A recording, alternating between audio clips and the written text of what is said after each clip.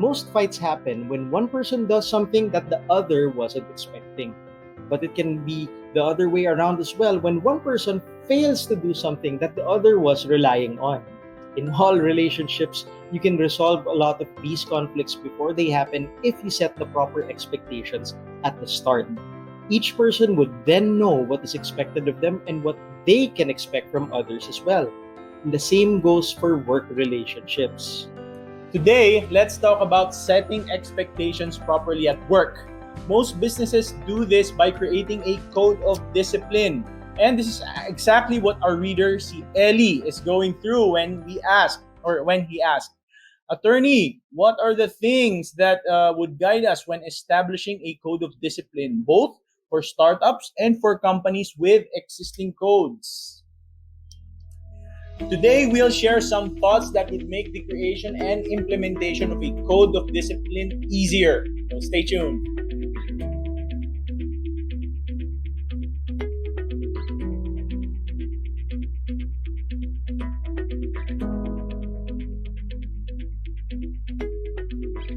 This episode is brought to you by the Complete Employee Discipline System, a book that teaches owners, managers, and supervisors how to handle any offense easily and systematically.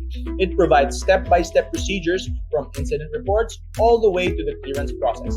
Stand your ground and discipline with confidence. Go to info.legalguide.ph/discipline to learn more. Welcome to Legal Guide Philippines, where we simplify the law to help you make better choices. I'm Attorney Ramon Ramirez, and I'm with my partner, Attorney Erwin Zagala.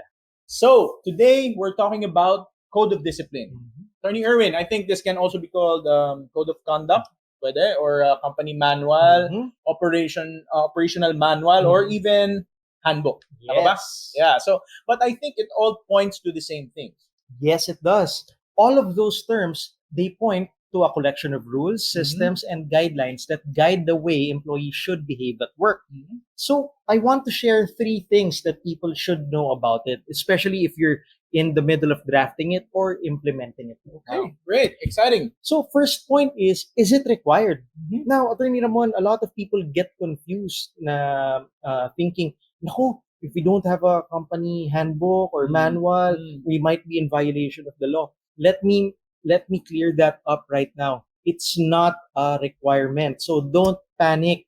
Okay? Kahit wala kayo neto, it's not an illegal act. So you can't be penalized for this. However, there are some people naman who think, oh no, wala tayong manual. So paano kapag may ginawang violation yung empleyado natin? And we don't have a manual. So hindi natin pwedeng i-terminate. So, I want you to consider how absurd this hypothetical situation is. Yes. So, assuming ninakawan ng empleyado, okay. magkano gusto mong ninakaw kunwari? 200,000 pesos. May kalakihan. Makalakihan. So, nasita na ng manager, hoy, ninakaw mo pala to. Sasabihin ngayon ng empleyado sa'yo, nye, wala kayong manual. Hindi nyo ako pwedeng There's tanggalin. no rule against it in the manual. Ganun ba? That does not make sense. Okay, so here's what you need to understand.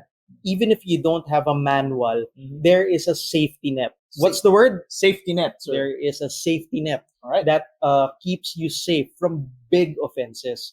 And that safety net is called the labor code. Because inside the labor code, there is a provision dealing with just causes for termination. So in that case, nagnakaw 200,000 pesos, hindi na pwede sabihin, wala naman kayong manual eh. Well, the labor code is there to serve as the grounds. So under the labor code, ano yung grounds na pwedeng gamitin? Serious misconduct, Okay. or willful disobedience, gross and habitual neglect, fraud. Yeah. Ayan, sunod-sunod na yan, di ba? Breach of trust or loss of trust and confidence. Lahat yun nandoon. You can utilize that to terminate erring employees, especially for the big offenses. So the penalty, attorney, is termination here. Yes, under the labor code, because the labor code is dealing with the big offenses, and therefore big offense, ibig sabihin big penalty. Ayun. Okay. It's logical. Now, there is one exception though. Sinabi kasi natin it's not required, di ba? To be in the labor code. However, if you take a look at the last ground under just causes, nakasulat kasi doon, other analogous causes. Or ibig sabihin, mga kagaya ng mga offenses na to. Now, let me give you guys a brief history. What used to happen was, kunwari yung mga managers or supervisors, hindi nila maipasok sa isa sa mga... Yung offense. Oo, Hindi na nila serious misconduct, Okay. gross and habitual, naging tamad po ang mga tao. Hmm. So, pasok mo na lang yan dyan. Analogous offenses. Kagaya sounds like, di ba? So lahat na lang analogous. Lahat na lang. And it came to a point na medyo naabuso po kasi. So, what the Department of Labor and Employment did was, wait. Pag-usapan natin the way this is being applied. So, they issued DO 147's series of 2015. Oh, okay. And So, in that DO, they clarified the implementation of just causes for termination. And one of those, yun nga, yung sa analogous causes. Kinlarify nila doon, from this point onwards, kung gagamitin natin analogous causes, it has to be reflected in the policies or rules or procedures of the company. Okay. So I think that applies to what we're saying. So general rule, hindi kailangan. But if you're going to terminate someone on the basis of analogous causes, kailangan po nandun sa handbook yun. So you need a handbook or a policy to implement that ground. Very clear, Attorney Erwin. Yeah. Very clear. Thank you for clarifying that. Now, let's move on to point number 2. Now, Okay. Attorney Erwin, Attorney Ramon, you guys said na it's not required. Yep. Okay. Woo! Tama. Tapos na. Hindi na kailangan. Oo. Except for analogous causes. Okay. Oo. However, would you still recommend it? Ano kaya ang tingin mong sagot natin dito, Attorney Ramon? Tignan ko kung mahuhulaan nila. The answer is a resounding yes. Okay? Definitely having a handbook or a set of rules will make your lives easier. Yes. Remember, we said that the labor code is there as a safety net for big offenses. Now, what about small offenses? Now, let's take one small offense, Attorney Ramon, no? Sige, Para Attorney. makita nila yung application. Okay. Kunwari, galit na galit ka sa mga empleyadong kumakain sa desk. Okay. Bakit? Ba't ka galit? Baka ipis yan eh. Baka yung crumbs malaglag and those crumbs might attract insects and other vermin. Wildlife. Yes. In addition, minsan, naiipit yun sa keyboard. Sa And they will have keyboard, to end up having laptops. Replace laptops or repaired, fix them, diba? yeah. So, added costs sa company. So, guys, let me ask you a question.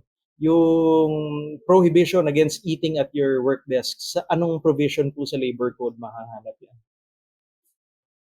Wala, sir. See, it's too small of an offense. Now, having a handbook will give you the opportunity to define the smaller details of everyday life at your business. Nice. Yan po yung biggest na maibibigay or maitutulong ng handbook sa buhay ninyo.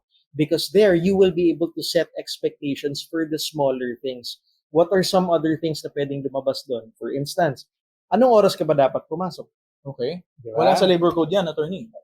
Kung nandun sa labor code, actually, magugulat ako.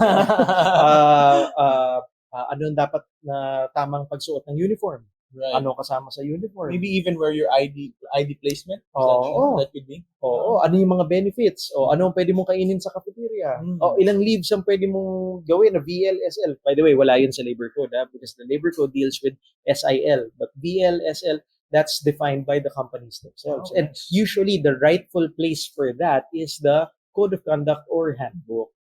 Now, attorney, I like what you said about setting of expectations. And sabi mo na it's an opportunity for the company to define everyday life and set expectations. Yes, because the way the management or the owners picture what a good employee, how they behave, how they act, it may be different from an employee's interpretation. Yes. And that reminds me of, let's say, in the Philippines, right? Traffic rules. Diba? You always hear people say, walang disiplina ang Filipino sa pagmaneho. Diba? But it could be, and it's possible that it's because the rules, as Filipino drivers understand it, are not the same. Diba? Ang intindi ko ng rule is different from yung intindi mo ng rule. So, ikaw galit na sa akin, pero sa akin, what did I do wrong? Diba? And then we just say, wala kasing disiplina. Because for me, ang dating sa akin is, the expectation or the set of rules, smaller details of everyday driving have not been communicated to us properly. To be clear, there are rules. Yes. Pero parang hindi na ikalat. Ano, For whatever reason, we don't know. So, yun ang tingin ko dyan. Yun ang nagiging effect. Reminds me of that video I watched the other day. Dashcam eh. So, kakaliwa siya. Diba? Okay. So, pumunta na siya dito sa leftmost lane para makapunta dito. Ngayon, nung nag-go na, biglang may humarurot na motor. Nag-cut, edi siya, biglang nahinto. Nagalit. Ito, nagulat ako. Yung mga comments sa baba ng post, nagulat ako na hati. Yung iba, dinedepensahan yung motor na nag-cut to go left. Malamang yung mga nagmumotor din. Possible. Yung iba naman, parang, kung kakaliwa ka, dapat, position ka na rito. You have no right na ano. But what shocked me was, sobrang divided yung comments. When in fact, kung traffic rules ang pag-uusapan, parang wala dapat away dun eh. If everybody had the same understanding of what the traffic rules are. And applying it to your companies and businesses, don't let it degenerate to that na kahit ang linaw-linaw naman dapat kung ano yung dapat na sinusunod, parang may divided opinions pa. It's because hindi na ikalat ng maayos or hindi na set in the first place yung rules and expectations. Nice. Now, speaking of, tight situations na medyo nakaka-stress, I want to go to my third point, which is, should you get stressed about creating or implementing a code of conduct or discipline? Nakaka-stress ba yan, attorney? Well, actually, incidentally, kanina pinag-uusapan lang natin yung code of conduct natin. Yes, right. So, this is our code of conduct, our manual. Pakita mo ng konti, preview. Kita ba? Ayan. So, well, as you can see, medyo may kakapalan, di ba? So, kung uupo ka ngayon to draft something like this, totoo nga naman nakaka-stress. Yeah, true. Di ba? But, sabihin mo tomorrow. ipa-approve mo na bukas sa board, di ba? So, here are some things to think about. Number one, kaya ka nasa-stress kasi you're thinking it should be done in one go. Nobody said that it should be done that way. To make your lives easier, here's what I recommend to my students and clients. Pwede naman kasing unti-untiin. So, guys, let's demystify. A handbook is nothing more than a collection of rules, correct? And let's break down a rule into its smallest component. Pwedeng isang policy lang yan. So what I recommend, especially for newbies or if you're starting out, one policy a week. Kaya na bang gawin? Just one policy a week. And you focus on policies na maraming violations or maraming confusion. It's applying the Pareto principle, the 80-20 rule. So dun muna tayo sa incidents wherein 80% of the violations occur para mas mag-stabilize ng yung buhay mo. So kung kunwari, maraming kumakain talaga sa desk, galit na galit ka. Unahin mo na muna yun para bumaba na yung stress level mo. Now, here's the thing. One policy a week, di ba? Ilang weeks in a year? 52. So, by doing this consistently, over the course of a year, you will have 52 policies. And what do we do with the 52 policies? Pwede siyang ipagsama. And pag pinagsama yan, you now have the beginnings of a handbook. Wow. Diba? Can be that simple. Ngayon, kung gusto mo talaga, challenge level, di ba? Hindi, gusto ko talagang maramihan. Well, then just try to do as much as you can and then go with that. Okay? Kasi it will lead me to my sub-point. What is your sub-point, attorney? Okay. Your biggest enemy at this point in time is perfectionism. Yes. Perfectionism has two effects. Attorney Ramon, ano yung two effects ng perfectionism? It will prevent you from starting. Kasi in some people's heads, naku, hindi ko pa alam lahat ng mga dapat na isulat. Kailangan perfect lahat ng conditions. Kailangan na alam ko yan bago ko isulat. Right. You will never get there. So perfectionism prevents you from getting started in the first place. It can be the reason bakit wala ka pa ring handbook right now. Yep. Now, perfectionism also has another negative effect. Ano naman yan, attorney? Come on. It prevents you from finishing something. Okay. So dun sa mga nagsimula na, ayan, sinusulat na yung handbook. Naku, hindi ko pa pwedeng ilabas. Hindi pa perfect eh. Naku, paano kung may typo? Paano kung may mali? Daming grammar errors. Oo. Or ang dami pang kulang. Or hindi ko naisip lahat ng pwedeng scenarios. Doon kadali. That can be the reason bakit hanggang ngayon wala ka pa ring handbook. Our advice, let's kill perfectionism. Why? What's a healthier and more supportive belief? Get whatever you have and implement it, whatever it is. Because we also believe in the saying that version 1 is better than version none. Okay? Kahit na sobrang ulats yung version 1 mo, kahit maraming mali, may version 1 ka pa rin. Yes. Diba? Absolutely. Kaysa 3 taon na, hindi mo pa rin perfect. Wala ka pa rin handbook. Diba? So go with what you have. Because here's another misconception that the handbook has to be perfect. Mali. Let me disabuse you of that notion right now.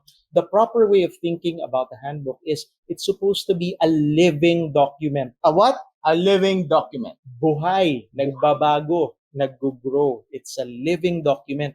What does that mean? Even if imperfect yung handbook mo, there's nothing wrong. Walang sisisi sa'yo if you make revisions from time to time. Yep. Or better yet, you keep adding. Kunwari, ito na yung handbook. And then may na-observe kayo na bagong violation o bagong pausok. Ang galing talaga ng mga empleyado mo. May naisip na naman. Hindi natin naisama yun. There's no negative points on your part na hindi natin nasama yun. No, idagdag mo lang sa handbook. So the handbook grows with your experience. Nice. I Diba? love that. I think that's a healthier way of thinking about this, and it will reduce your stress level massively. And final thought on that, there's nothing wrong with revisiting your handbook once a year if you like. Which is exactly what we're doing now. So at the end of every year, we do an audit. Number 1, okay pa ba yung mga policies na nilagay namin? Do we need to adjust? Ay, ito masyado yata mabigat yung penalty dito. Or ito masyadong magaan, di ba? Next is, may mga butas ba na dapat natin takpan? Ayan, so tatakpan namin. Kunwari may mga behaviors kami na na-observe which we want to address, we then add it to the handbook. Yeah. And then finally, siguro sa format, style at saka grammar. Baka may mga typo-typo, ayun, ayusin mo ngayon. Yun. And then, after that, you just re-release it to the employees. So, Attorney Ramon, let's do a recap. Sure, absolutely. So, Attorney Erwin, you discussed 3 things for us. The first is, with respect to a company manual or handbook or code of discipline, is it required? And the answer is no. Okay? And you also have a safety net. And that safety net is what we call the labor code. Just causes. For just causes. Tama. The big offenses. Tama. Okay. Second question that you want answered is, if it's not required, is it recommended? And our answer is yes. Okay. Yes, it is recommended. And as you said, it is an opportunity for our businesses to define everyday life for our business. Tama. And last, you answer the question, should we be stressed about writing our code of conduct? And the answer is no. Why? Because it is a ever-changing and evolving document, and there's nothing stopping you from doing it one step at a time. And in your suggestion, attorney, at least 1 or 2 a week. Diba? And at the end of a year, you have 52 or more policies, all put together in a handbook. Tama ba, attorney? Yes. Now, for most of you, this lesson was more than enough. And if it makes your life easier, then you're welcome. But there are those of you who will watch this lesson and end up asking more questions, such as, Attorney, how do we create better rules? Or, Attorney, what topics should we include? Or, Attorney, how do we implement the penalties once the rules are broken? If that's you, then I invite you to check out the Complete Employee Discipline System book, where we teach you a roadmap for handling employee discipline cases from start to finish, including how to make the rules that you will be implementing. Get the book now at info.legalguy.ph/discipline today. Now, to add to that, if you want us to tackle your question in our show, go to www.legalguy.ph and click the Submit Topic button. Next, of course, we'd like to know what's your biggest takeaway from today's video, so please write it down in the comments and let's talk about it. Last, if you feel that we've earned a good rating, please give us a like and subscribe, because it gives us feedback that we're doing a good job and it encourages us to do more videos. One last thing. When your team gets big enough, rules will become essential. That's because people have different ideas of what good behavior looks like. Save them from unknowingly violating some of your expectations. Let's inform them via a proper handbook so that literally everybody's on the same page when it comes to workplace behavior. So was it that simple? Now go make better choices.